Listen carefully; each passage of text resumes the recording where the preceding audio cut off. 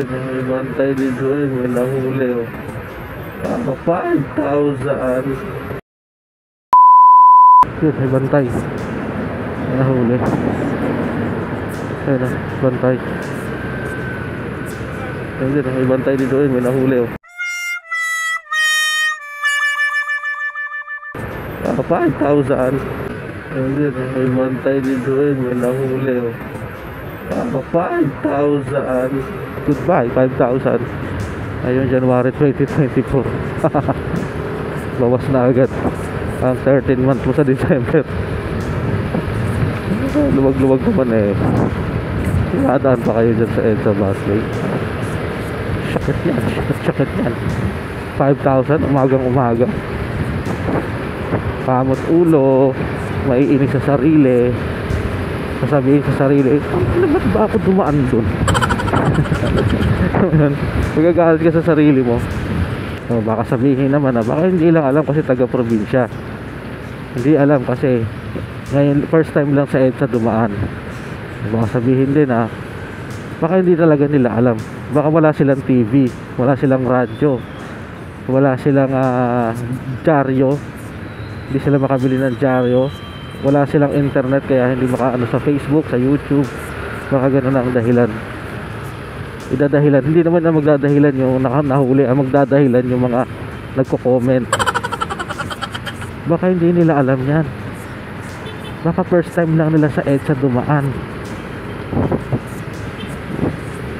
2020 pa yan. So ngayon nga 2024 binabalita pa nga yan eh.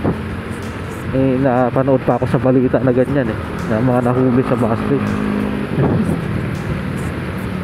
Kung napanood nyo yung balita, atin naman yung mga rason nila. Nagmamadali kasi ako nagbaka sakali lang ako. Kanya-kanya silang palusot at meron pang napaiyak pero di pa rin pinalusot. Baka sakali lang nagmamadali lang ako. Ganon.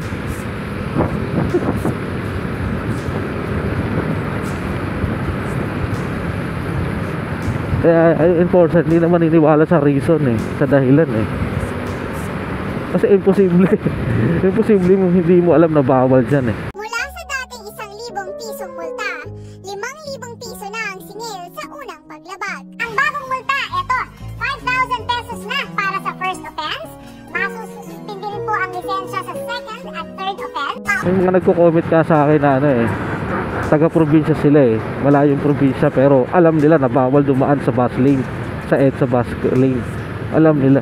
Kaya sasabi naman na ano, OA naman kung 5,000 agad ang bayad. Wala naman daw violation kung dumaan sa bus lane. Eh ba't paparahin kung walang violation? Ano paparahin yung motorista? Anong dahilan? Anong violation? Eh naka-helmet naman, alam ka naman pinara dahil no helmet pero naka-helmet. Alam ka namang pinara dahil nag-beating the red light. Eh wala naman traffic light sa EDSA busway. Dito sa part ng show, no, ilalim tunnel, saka Cubao tunnel, wala namang traffic light doon. O paparahin, o bakit pinara? Nakasinelas. O nakasapatos naman yung pinara eh. So anong violation? So ang violation, dumaan sa bus lane. Wala naman daw violation yung dumaan.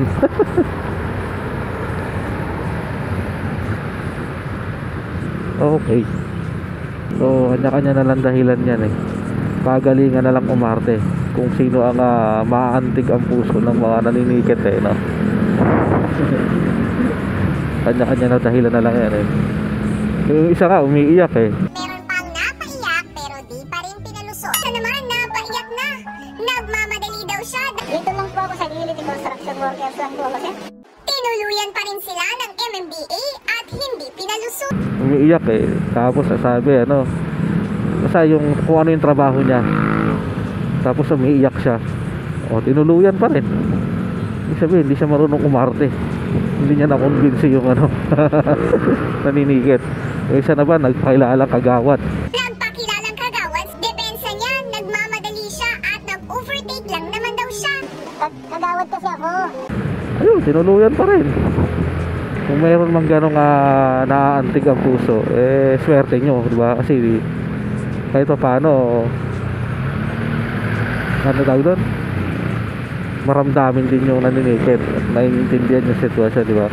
So, swerte nyo pag gano'n, magpasalamat ba? Pero pag hindi nadaan sa pakiusap, hindi nadaan sa drama, tinuluyan pa rin kayo, tinikitan pa rin kayo, huwag nyo sisihin yung enforcer, huwag kayo magalit sa enforcer. Kung hindi kayo pinagbigyan, hindi nagalit kayo sa kanya. Hindi rason na, hindi kayo makatao.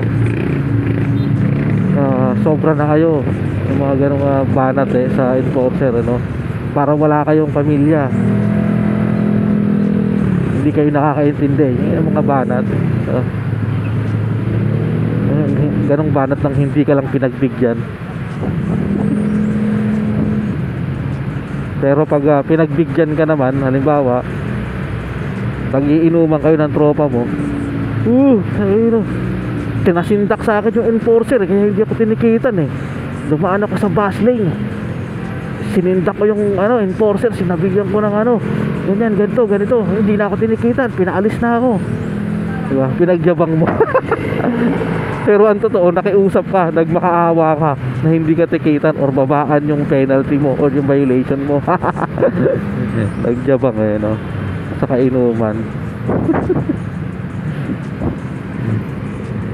Ako nga dumaan ako dyan sa EDSA bus lane rat-rat ako rinat-rat ko yan tapos bigla akong hinarang ng enforcer, tinitikitan dapat ako, ganito lang ang ginawa ko, tinakasan ko ng boses, nagalit ako, naggalit-galitan ako, ayun, hindi ako tinikitan, natakot sa akin, nasindak, hindi na ako tinikitan, pinaalis na ako.